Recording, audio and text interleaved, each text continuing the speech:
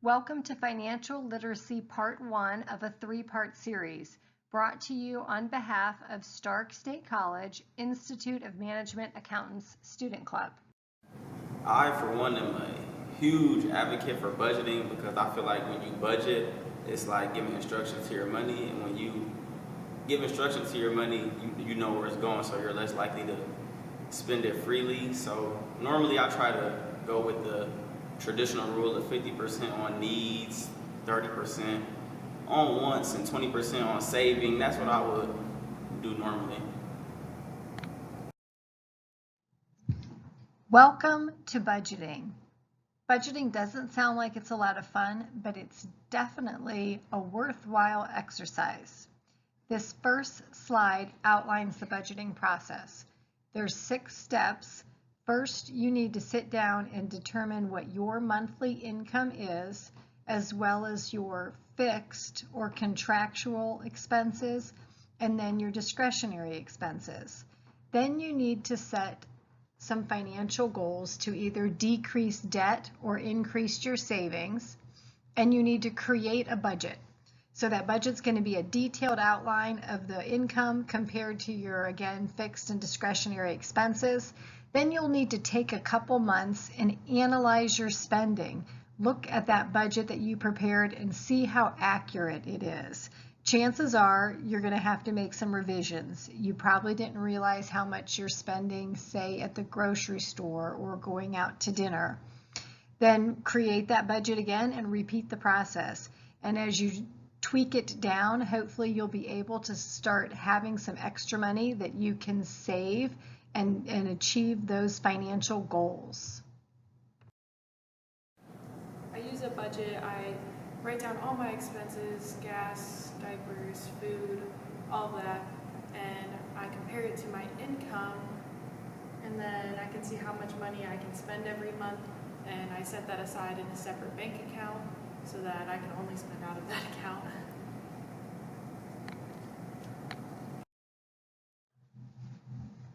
Set your personal financial goals. So there's some targets to that. You want to be realistic. Obviously, don't go too far-fetched, or if it's too drastic, you're not going to be able to do it, and then you'll be real quick to give up. So really look at your spending habits and then make some small changes that could result in, again, savings or paying debt down. And then be specific. So maybe you do have credit cards that you say, okay, I want to be credit card debt free in 24 months. Again, going back to that first one, be realistic, make sure it's something that you can do. Or say, I want to buy a car in 18 months, I'm taking the bus right now, I want to save $5,000.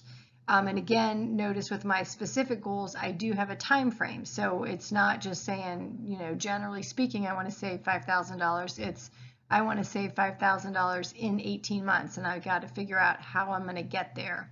And that's where the measurable comes in. Okay, if I'm going to take my $5,000 divided by my 18 months, and that's what I'm going to need to save. And then you go back and say, okay, well, how am I going to get there? And figure out what those budgets are.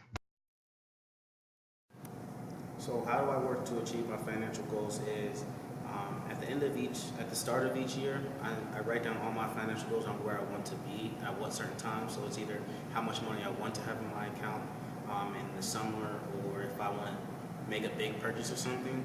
I tend to use both of my savings accounts, and I just keep putting money in every so often, and then until it builds up. But there's always a process where I can't take money out unless it's something specific, or it's a need be, or it's an emergency or something like that. Then create your budget. This slide shows you an example of how you could set it up in Excel or some sort of a spreadsheet, like a Google spreadsheet, or you could just do it on pencil and paper, but just map out, this is my money coming in, these are my regular monthly expenses, again, what were they actually compared to what I budgeted, and then those changing monthly expenses, those are the ones that definitely can change from one month to the next, and that maybe you could control a little bit. But so kind of start with those, and then on the next slide we will add our discretionary spending. Again, this slide shows you example of those. Some of those costs are necessary, like you need transportation, whether you're paying for a public bus pass or if you have a vehicle and you're paying for your gas and your parking and any repairs that come up. You may have medical expenses, pharmaceutical items that you take every month, and those are going to be necessary. You have to pay for those. Then that next category is the discretionary, like I talked back on that first slide. These are things that you could cut out if you had to. So you don't have to eat out. You can pack your lunches. You can cook in every night. Entertainment, you don't have to go to see the movies, or go, instead of going to the expensive movies, go to the dollar theater. Again, school lunches, maybe cut those out. Don't pack your children's lunch unless you're on reduced lunches. That makes it a little more affordable. Household items, there are things that you could say, I'm going to put those off. I don't need to upgrade those items. Now, sometimes there's times you need it, but other times it's discretionary and you can hold off on those purchases. Same with clothing. I mean, your kids start back to school, you're probably going to have to buy them some new clothes as they grow, need new shoes. But for you, maybe you could hold off and take a year and don't buy any new clothes, or go to the Goodwill and go get them a little cheaper. Go to Kohl's and shop on those clearance racks. Cable is a huge thing you can cut out. If you still have cable, you need to cut those cords, and you still need the internet. I feel like internet is necessary in order to get any of the cheaper online TV services. But still, shop that around and get that as low as you can. I control my discretionary spending by just going over my bank statements and seeing my expenses for the month, whether it be my actual bills or things that I spent money on, food, gas, things of that nature, and come up with a plan based off that. I feel like a lot of people go wrong in budgeting because they never actually look at where their money is going. So they think they have more than they actually do to spend freely. An alternative to just making that spreadsheet and going back to like debit and credit cards, if you're a cash user, which many people are, you can use cash. So if you're going to go cash your paycheck, you bring it home and you have different envelopes and say, okay, out of this paycheck, I'm going to put so much aside for my rent, so much aside for my utilities, so much for groceries, so much for eating out and entertaining, so much for my kids' school lunches, so much for gas. Have separate envelopes for each of those, and then you are truly limited to what is inside that envelope. It definitely makes it harder, but you're forced more to stay within your budget. So a lot of financial people will tell you to go that route, even if you just do it for a couple months to get used to it. But that definitely is one way to do it. After you make that budget and you analyze your current spending to your estimated spending, again, it can be a huge wake-up call where you can see, this is where I am wasting money. And once you have that realization, then you can make some positive changes to stop it. Again, it's not going to happen overnight. I think you have to take a couple months and really analyze it. And then if you start to see, say you go to Starbucks every morning and you really add that up and you say, gosh, for 2 months, I go to Starbucks and spend what, $5 to $10 a day? And then, that times 60, that's a decent amount of money. I could be saving for that car that I want. Or again, maybe you go out to dinner every Friday and Saturday night, or go out and get drinks at a bar every Friday and Saturday night. All of those things add up, and when you really see them, how much you're spending, you may make some positive changes to change some of that stuff.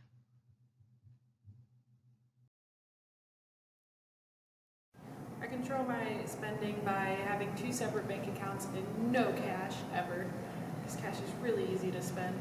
I have one bank account where my income goes in and my expenses come out, and then I have a separate bank account where I keep my allowance money, the money that I'm allowed to spend every month. And if I don't spend it that month, then it counts towards the next month. I don't let it accumulate. One major expense for many of us, especially if you have a family to support, is your grocery bill. So look at that and see how much you're spending. That might very well be the most expensive item that you have in your monthly budget. Might even be more than your housing. If it is, then think about ways you can bring that down. Shop at Aldi's. If you haven't tried Aldi's, they basically don't have any name brands. They have everything you need, but it's all private label, more of the generic type products. And actually, even in our regular supermarkets, instead of buying the name brands, look for those private labels. Many times it's the same manufacturer. We go to Shear's Foods on a tour with our students, and they tell us that a certain percentage of all of their goods are sold private label, and many of those go to actually Aldi's. So you're getting the name brand stuff for a third of the price, or at least you're saving a third. So think about that. Also make a list and stick to that list. Don't impulse buy when you're at the grocery store. Then to couple with that, start eating in. Don't eat out as often. Maybe only go out to dinner once a month and make it a special occasion versus doing it every Friday and Saturday night. Even fast food. I'm amazed at how much McDonald's and Taco Bell and some of those fast food places are charging. So those are things to even cut out. Don't think that, well, that's not that expensive. It all adds up. And like I said on that last slide, cut the cord to cable TV. If you have the internet, you can do internet TV and have multiple TVs as long as you have like a Fire Stick or some sort of a device, an Xbox, PlayStation, that can access some of those sites. And it'll save you a ton of money in the long term. And then look at your recurring subscriptions. Like, are you paying for HBO and you're really not watching it? Are you paying for Netflix and you're really not watching it? Do you have, different radio, I don't want to say radio stations, but music stations on your phone? Are you really using those? Those types of things. Look through those costs and see if you can reduce any of those. So discretionary spending, to me, it has to be a discipline to it, because of course if you think that you have money, you're going to spend it. But how I do it is I always have my account accessible on my smartphone, and I'm able to tap into it and be like, look, this is how much money I have left over, this is how much money I'm about to spend, and then if it's a feasible amount that I have left over, then I'll go ahead and spend it. But you can't just splurge and just use it all.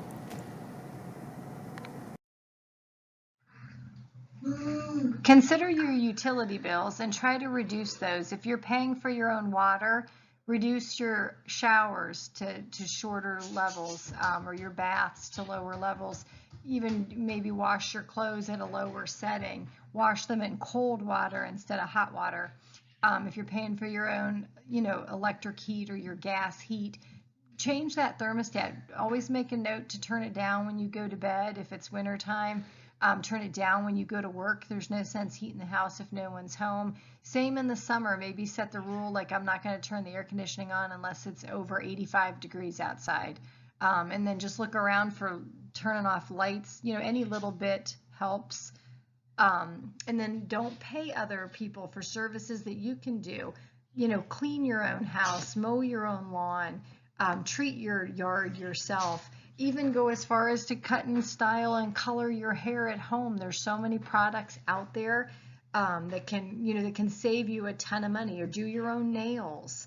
And then there's the staycation that's saying instead of taking a vacation, take some time off at work, but stay at home and stay in this area and maybe go to local parks or go to pools, or even go to some different restaurants around here.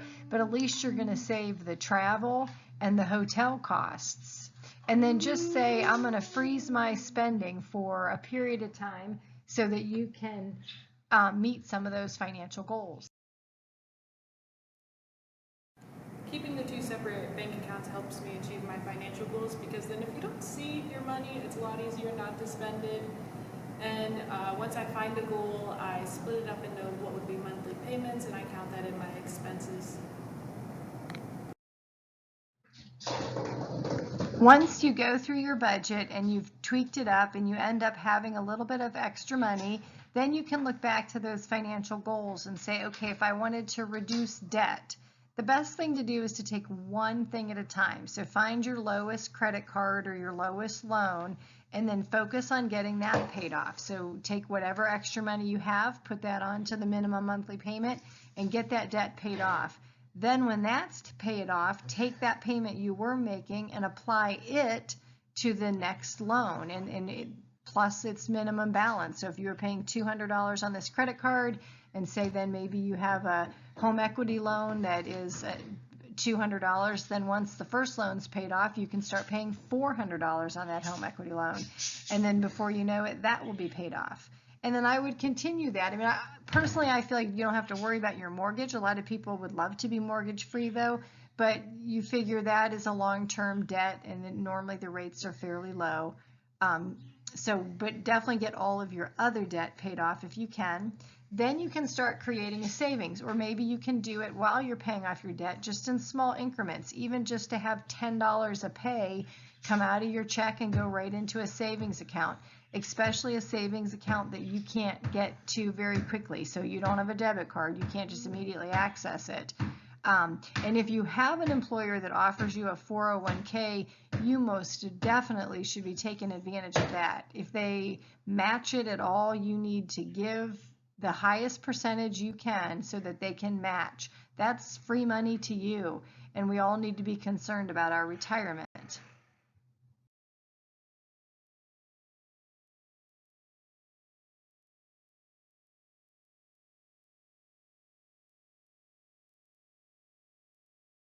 I work to achieve my financial goals just by mapping out a plan, whether it be for the year, for the quarter, for half a year. Just set a solid goal, actual measurable goal, a certain amount of money, and I know, well, if my goal this year is to save $10,000 in my savings account, I have to save X amount of dollars a month. So anytime I make any money or get any deposits, the first thing I would do is put some money away in my savings, and then go from there on with my expenses and things of that nature. But the first thing I would do is set a concrete goal, something that's measurable, so you can track it every month. Like, oh, I did what I was supposed to do, and I'm on track to make save the amount of money that I want to save. And once you save, then make your expenses and things that you will spend your money on after you put up your money that you want to save for that time period.